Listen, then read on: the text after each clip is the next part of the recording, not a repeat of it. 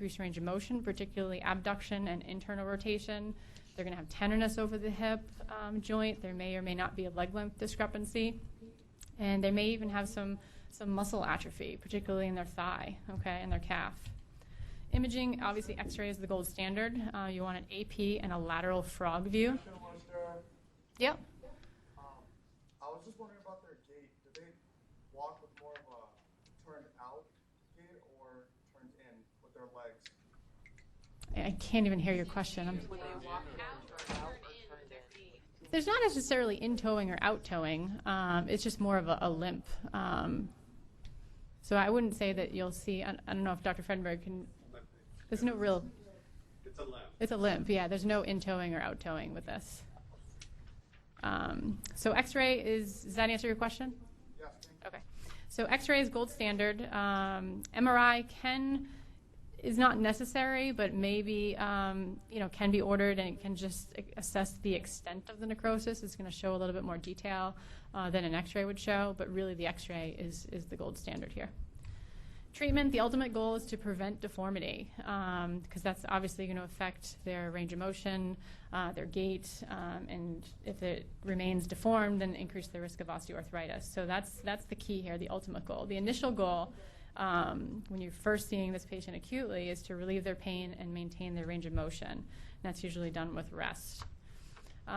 Treatment is based on age, okay, so less than 6 years with a very mild disease, you can just do symptomatic care and very close follow-up. So these patients are seeing specialists, orthopedic specialists. They're not going to be treated by your pediatrician or your family doc, okay? These need to be seen and followed by an orthopedic specialist in peds. Greater than 6 years of age or an older child, typically they're put in an abduction brace. And that basically, again, similar to the Pavlik harness, where it keeps that femoral head within the acetabulum. And that helps mold that femoral head so that it stays round and doesn't become flat. And it prevents that deformity. And this is literally worn continuously for up to 2 years, okay?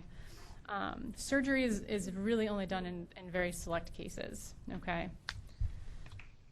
Prognosis really depends on the age of the onset, the degree of the involvement, and the treatment, okay, and how quickly you treat it. So that really depends on that, the prognosis. So next we're going to talk about slipped capital femoral epiphysis, otherwise known as SCFE. You'll hear that. That is how a lot of people talk about it, just SCFE instead of saying the entire word. So definition, this is displacement of the proximal femoral epiphysis due to disruption of the growth plate. Sorry, that's a misspelling there. What happens is the femoral head literally slips off of the femoral neck, okay, where that growth plate sits. So it results in upward and anterior displacement of the femoral neck. So you're going to have a displacement of the neck itself. It occurs bilaterally in about 25% of cases. And that can occur within 1 to 2 years of the initial hip that's affected. So for the next 2 years, there's increased risk, 25% chance that it's going to affect the opposite hip as well. It can occur acutely in the setting of a trauma, otherwise known as a Salter 1 fracture, which is a fracture through the growth plate itself. But primarily, it's usually from a gradual onset, okay? So the epidemiology is really unknown, but it is more common in boys, 10 to 17 years of age during rapid growth spurts. It occurs earlier in females. It's more common in African Americans and more common in 2 different body types. One is the overweight, obese adolescent, which is where I've seen it on several occasions, or the very tall and very thin, okay? Etiology, usually some type of trauma for an acute slippage. So that's when you have that Salter 1 fracture due to trauma. It is suspected that it can be hormonal, which is the result of the gradual slippage. And there is some type of association with hypothyroidism and SCFE, okay? Complications, obviously traumatic cases. This is when there's an acute trauma which causes the slippage, actually has a worse prognosis than a gradual slip. And it results mainly because it results in avascular necrosis, which can obviously develop into severe arthritis over time. So the gradual cases usually don't develop avascular necrosis. You're going to usually see some leg length shortening. You might see some mild external rotation of the hip on exam. And they can develop osteoarthritis if there's a delay in treatment, but the gradual is more likely to improve and have a better outcome than a traumatic case, okay? Symptoms, typically, again, hip groin pain, referred knee pain, a limp, gradual onset over weeks to months, and sudden if it's due to a trauma. Signs, they may have an antalgic gait, they're going to be tender over the hip, they're going to have limited range of motion, they typically toe out because there's that external rotation deformity, and they're going to, like I said, limited range of motion. So x-rays, again, AP and lateral for both. You want to x-ray both hips regardless of whether they're having pain on the opposite side, just as a comparison, and that goes with any hip, even with leg calprothes, you want to be x-raying both hips. Pre-slippage, you're going to see widening of that growth plate, that epiphyseal plate, and some joint swelling. When there's a slippage, you're going to see displacement of the actual femoral head. It's best seen on the lateral view, but you can see it on the AP view as well. And typically what you're looking at is what's called a Cline's line. This is an x-ray finding. So what you do is you draw a line along the femoral neck, and that should intersect part of the femoral head. If it doesn't, that's indicative of a slippage. So basically my take on this is think of an ice cream cone that's slipping off of an ice cream scoop that's slipping off the ice cream cone, okay? So here is an example. So the Cline's line here, if you were to draw a Klein line, it would kind of intersect a little bit of that femoral head, which is right here. Okay, so here's a slippage. So here's the growth plate, the epiphyseal plate. So if I were to draw a line, it doesn't intersect at all. So you can see here there's that slippage, okay? So that would be with Skiffy. Here's another one. You've got the round femoral head here, but then the neck is way up here, okay? So again, Klein's line, this is abnormal, this is normal. So again, here's an x-ray where you're seeing this is normal and this is abnormal. This one's subtle, okay? These ones are more obvious, this one and this one. So treatment, they need to be referred to an orthopedic immediately, okay? They need to be non-weight bearing, give them crutches. They cannot put any weight on that hip at all because it could increase that slippage, okay? Surgery is typically required in these cases. They may use some traction beforehand just to try to get that slip back into place to reduce the slip. And they typically do an internal fixation of the head, of the femur to the neck with some type of pinning procedure, and they need to be non-weight bearing for several months till that epiphyseal plate closes. So here's examples. So pinning, so they're pinning that femoral head to the femoral neck and femur. Okay, this is an example of just the left side. This one is done bilaterally. Prognosis is good, especially if it's a better prognosis if it's a gradual slip. Obviously worse if it's due to a trauma, which we talked about earlier. There is a lot of controversy as to whether you pin the contralateral hip, regardless of if there's an actual slip there, because there is that 25% risk of it developing bilaterally. Most of the literature says you do not do that, but there are some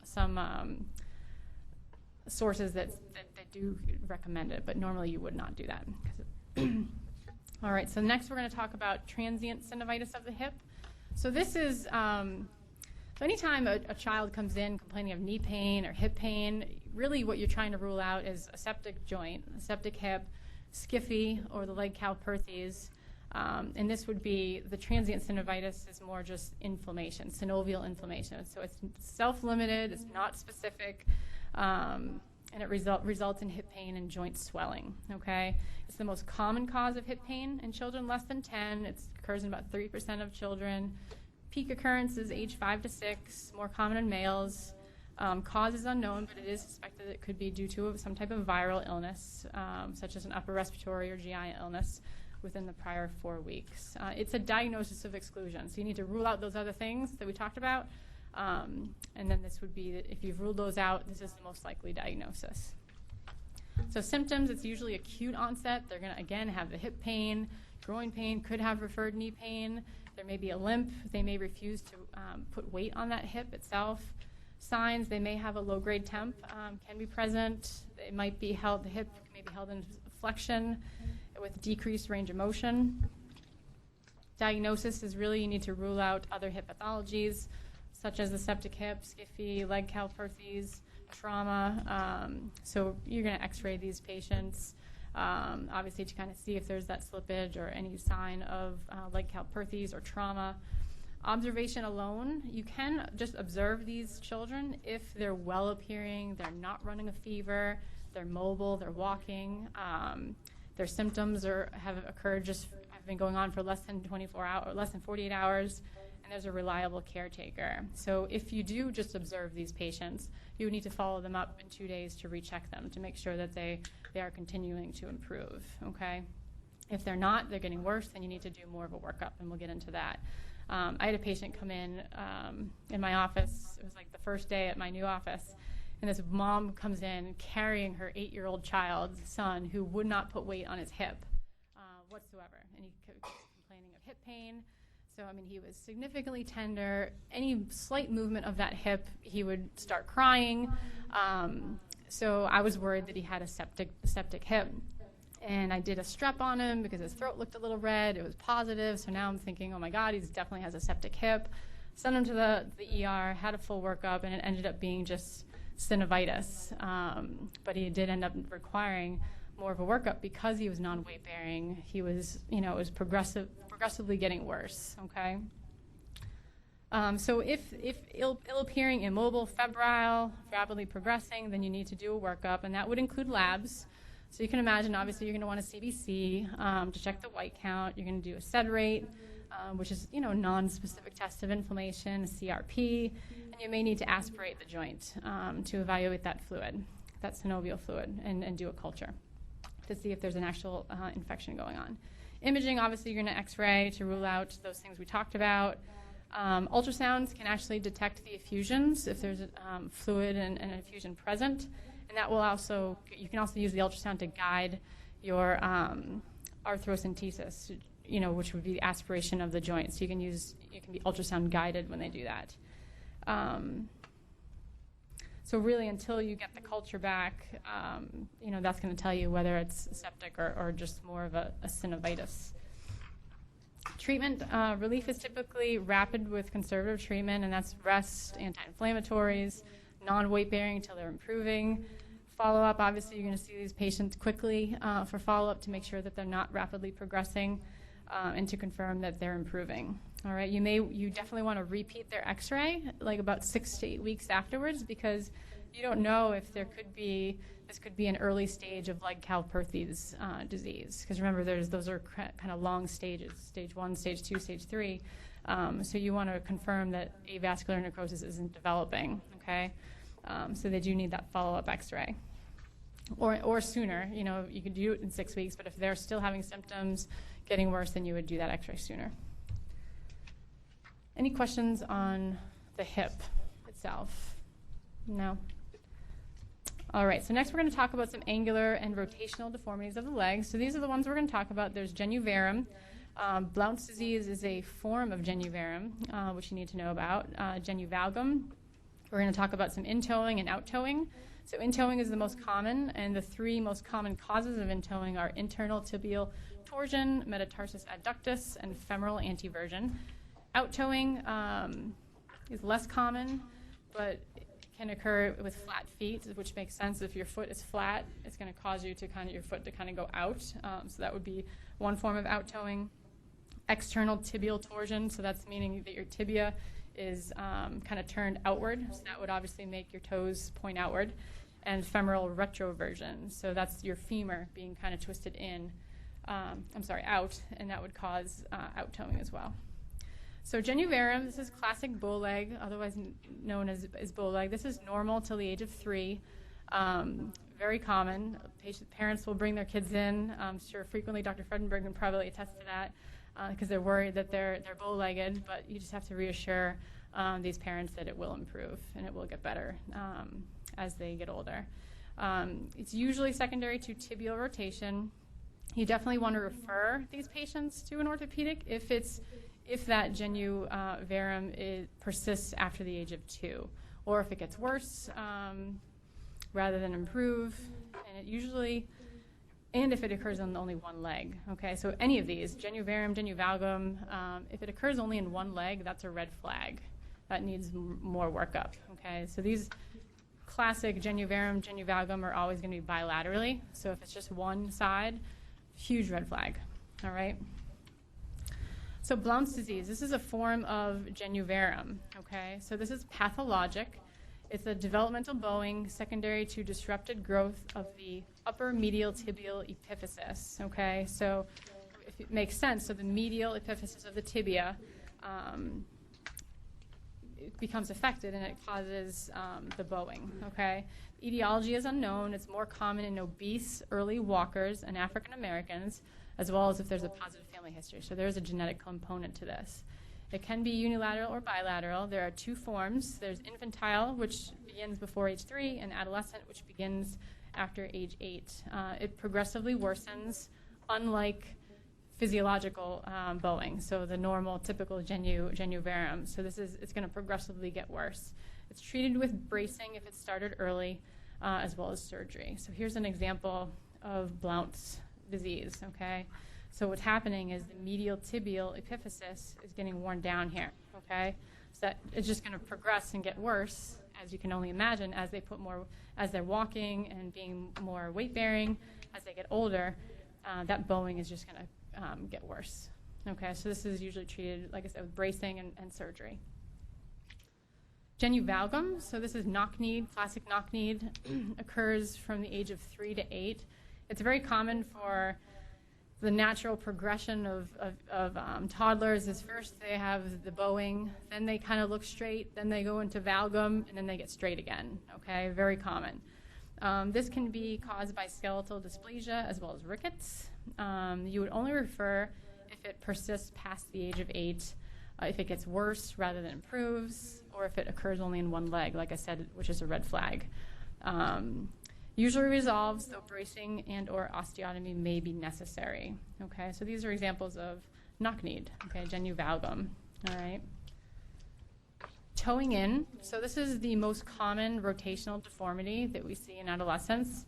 Like I said, the etiology previously is metatarsus adductus or varus of the foot in infants, internal tibial torsion in a toddler, or increased femoral torsion in a child greater than 10. Most are benign and self-limited, and treatment is really just reassurance and educating the parents than anything, okay?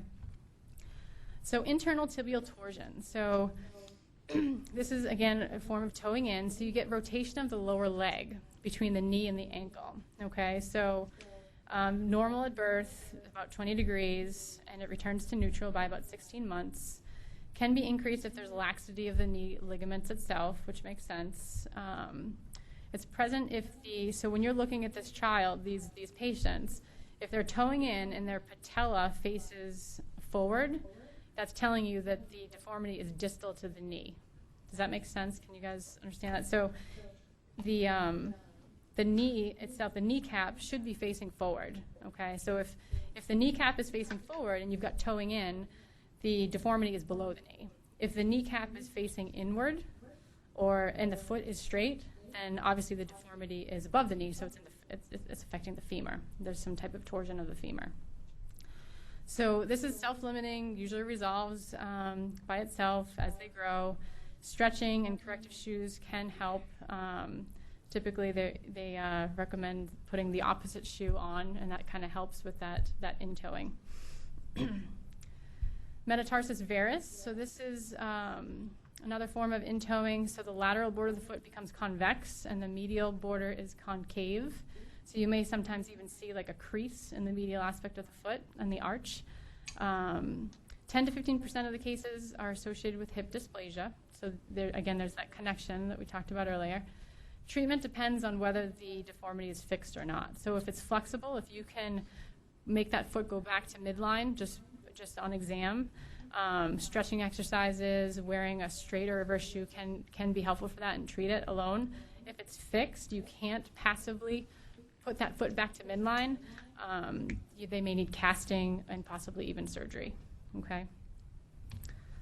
So another form of toeing in is from femoral anteversion. So remember, with internal tibial torsion, the kneecap is facing straight, okay? So here with femoral anteversion, the kneecaps are facing inward, Can you see that on this picture? Okay, so that's telling us that the deformity is in the femur, not the tibia. This is toeing in beyond the age of 2 to 3 years of age. There's, you may also see some internal rotation of the hip itself as well. So again, the patella faces medially. It usually, again, improves with growth. So a lot of these things you don't really, these cases you don't really need to do much about. It's more just reassuring the parent. External rotation exercises can help, such as bike riding, skating, because you can imagine you're kind of forcing your foot to out-toe, and that will kind of build up some of those external hip rotators and kind of help improve that torsion. So out-toeing, I don't have too much on the out-toeing, but we'll talk about it briefly here. Often associated with a genu valgum, so that's knock-kneed, okay? Can be worse by sleeping in the prone position and using wide diapers. That actually can increase the risk of out-toeing. Treatment is really just observation, reassurance, avoid wide diapers, some of those slings that you can put your child in and carry them. If it's really wide around the diaper area, that can increase the risk. You want to avoid those, and stretching, okay? So again, flat feet, if your foot is flat, it's going to cause your foot to kind of go out, so that can cause the out-toeing. If the tibia is rotated externally, okay, that can cause the out-toeing, and if the femur is rotated externally as well. But in-toeing is more common than out-toeing.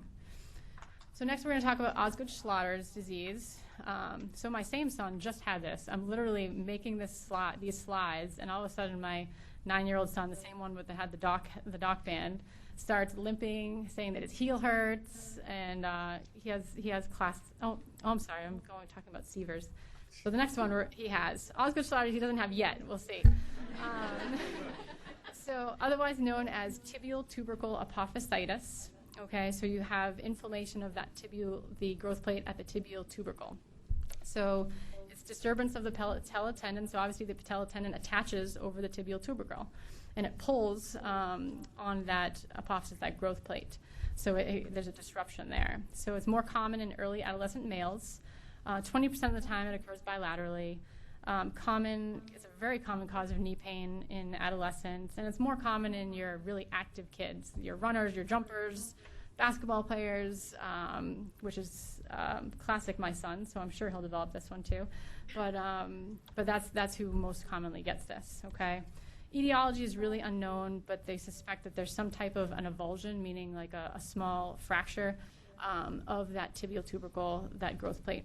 Okay, contributing factors, obviously repetitive overuse, so the jumping, those kinds of things, traction type injury on the apophysis where the patella tendon attaches, which we already talked about, so that the growth of the tendon can't keep up with the growth of the bone, so it pulls on that growth plate over the tibial tubercle. So background, so normally the tibial epiphysis fuses to the shaft of the femur by age 20. So between the ages of 7 and 14, you've got a rapid growth. You get an extension of the epiphysis. You can actually see on X-ray, and it forms this tibial tuberosity, okay? And again, that's where the patella tendon attaches. So pathophysiology, again, there's traction on that. That's pulling at the apophysis, and you can get an avulsion of small pieces of cartilage and bone there, and I'll show pictures in a second. Sorry, a lot of this is repetitive. So it causes this chronic inflammation over that area where it becomes swollen, tender, not necessarily red or warm, but it just you get a prominence there that you'll see on exam. So complications of Osgood-Schlatt's, I mean, osteoarthritis is considered a complication. That ossicle can become painful, particularly with kneeling on it. You may get a displaced avulsion fracture of that tibial tubercle and a permanent bump over that tibial tubercle that persists through adulthood. It's never going to go away, okay? Signs and symptoms, they may have anterior knee pain. They're going to point right to that tibial tubercle. Like, this is where it hurts, okay? There may be some swelling. Obviously, the pain is worse with those certain activities, and they'll have point tenderness over there. Diagnosis is really based on the history and the exam. You really don't need to do an X-ray on these patients unless they had an acute injury where they fell and there could be evidence of some type of fracture, but really you don't necessarily need to do an X-ray. Treatment is really just conservative. You really want to restrict their activity, restrict those activities that are causing the pain. You can apply ice, you can give them anti-inflammatories, you can put some padding on there if they have to kneel, give them a knee pad if they need to. Some stretching exercises can be helpful as well. It can take several months to resolve, and it usually persists until that growth plate actually closes completely. So here's an example, okay? So here's your patella, here's your femur, tibia, fibula. So the tibial tubercle kind of sits right here, okay? So this is the patella tendon. So again, the bones are growing significantly fast, and you got all this constant traction, and the patella tendon can't really keep up, so it kind of pulls on that bone, all right, and it causes this prominence here. So you can kind of see on these x-rays, here's your tibial tubercle, okay, and here's classic, knobby knee, okay? Some of you guys may have it actually, but this is what it looks like on exam, okay? If you were to do an x-ray, you can see there's widening of that growth plate, and you may even see some small avulsions there too. Prognosis is really good. The problem that knobby knee is never going to go away. It's going to persist. You may get some pain when you're kneeling, but that's pretty much it. Okay. So Severs, this is very similar to Osgood-Schlatter's, but it's on like the heel itself. So this is what my son has. So it's otherwise known as calcaneal apophysitis. So it's a low-grade inflammation at the insertion of the Achilles tendon over the calcaneal apophysis, so the growth plate of the calcaneus. More common in boys, age 8 to 14. It's often bilateral, and it's common in high-impact sports. So similar things, okay? Etiology is really due to overuse and even improper footwear. There may be tightness of the calf muscle and the Achilles tendon, which can also cause this as well. Signs and symptoms, usually it's just local pain, tenderness over that heel. There may be some swelling over the apophysis as well, and it's usually worse with activity, with running and jumping and things. X-rays, again, really not indicated. If you do an X-ray, you might see some sclerosis, increased sclerosis over the heel. So the heel, that epiphysis is just going to look more white, more sclerotic than the rest of the bone. Diagnosis, again, based on history and exam. So you can kind of see here's the calcaneus, okay? So here's that growth plate here. So you can see here it kind of looks more white, right, than the rest of the bone. So that's telling you that there's some inflammation there. Again, here, the apophysis, the epiphysis is the growth plate itself, and here's the calcaneus. So treatment, similar to Osgood-Schlatter's, rest, ice, anti-inflammatories, stretching. You can try a heel cup, which you can buy those over the counter. You just put it in the heel as a cushion. That maybe just helps with symptomatic relief, but it's not going to treat it. You may need to briefly immobilize these patients if they're really uncomfortable with giving them crutches so that they can avoid putting any weight on it if they're really uncomfortable. Prognosis is really good, and it's self-limiting. So next we're going to talk about club foot. Any questions on Osgood-Schlatter's or Severs? I mean, they're very similar. It's just different location. No, Worcester, you guys are okay? All right, so clubfoot, otherwise known as Talipes equinovarus. It occurs in about 1 in 1,000 live births. It's more frequent in males. There are 3 different categories. There's idiopathic, which is most commonly hereditary, so there is a genetic component, neurogenic, and it can be associated with certain types of syndromes. So in order to have clubfoot, you need 3 separate features on examination. So first, you're going to have plantar flexion of the foot at the ankle joint, and you're going to have an inversion of the heel itself, which is the varus deformity, and then you're going to get medial deviation of the forefoot. So the forefoot's going to be deviated medially. Other common features, they're not going to be able to dorsiflex their foot very well. It's going to resist. You won't be able to actually passively put it back in position. The calf muscle can be really shortened and underdeveloped as well. So here's an example. So this is a normal infant foot. Okay, here's a club foot. Okay, so they've got dorsiflexion of the foot. They've got that inversion of the medial portion of the foot as well, and the calcaneal inversion as well. So this is obviously bilateral in this case. So treatment, the earlier the treatment, the faster the correction. So you need to let these parents know that they need to be patient. This is not something that's going to improve overnight. It takes time, okay? Stretching, you need to stretch the foot, and it's usually, these patients are usually casted to kind of hold that correction, because really you can't stretch the foot, constantly throughout the day. So they usually stretch it and put it in a cast, and then they'll change that every couple days or every week, and they'll put a new cast on and stretch it even more, okay? Treatment depends on the age. So newborn to 3 months, obviously the serial casting. 3 to 6 months, you can do the serial casting, and they may or may not require surgery. 6 to 9 months, they will most likely need surgery. Greater than 18 months, they will, again, need surgery, and greater than 4 years, they might need tendon transfer if it's recurrent. So again, the sooner you treat these patients, the better the outcome, okay? Less chance of requiring surgery. Long-term treatment is night braces, may be necessary for several years just to keep that position. So what they do with the casting is they actually over-treat it. So here's stage 1, okay? So stage 2, stage 3. So again, here it's pretty neutral, right? Stage 4, but they actually over-treat it with a casting because most likely it is going to kind of come back to midline over time because there's still some of that contracture there. But this is very common. They'll over-treat it. And this is the splint that they'll actually put them in. After they're done casting, they'll keep them in these splints that they have to wear at night with sleeping. And they might need to do that for several years. Last thing we're going to talk about, there's just a few slides on this, osteogenesis imperfecta, which is a very, very rare genetic disorder, but you should know that it exists.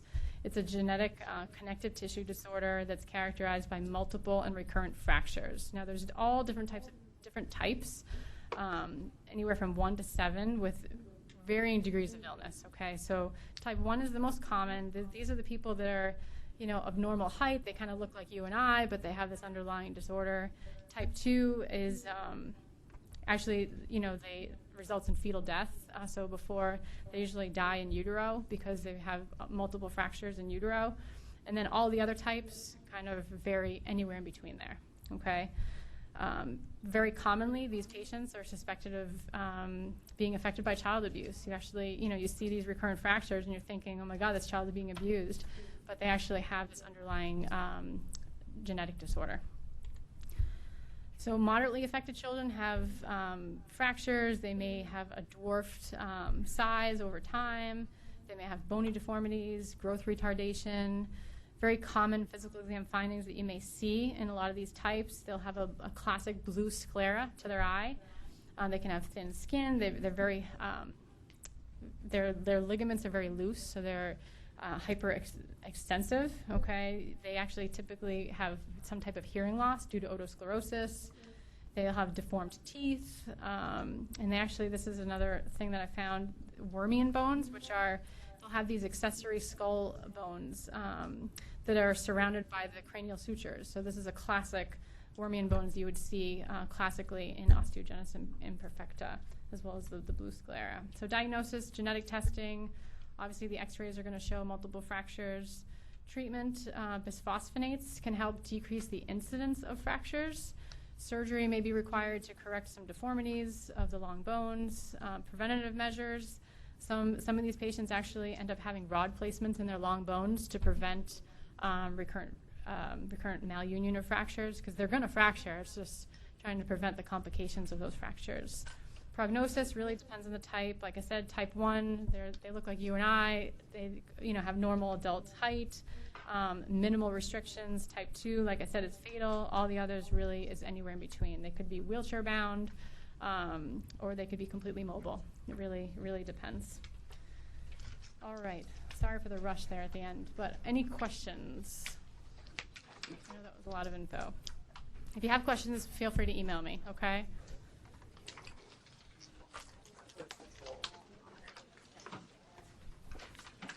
Pretty close.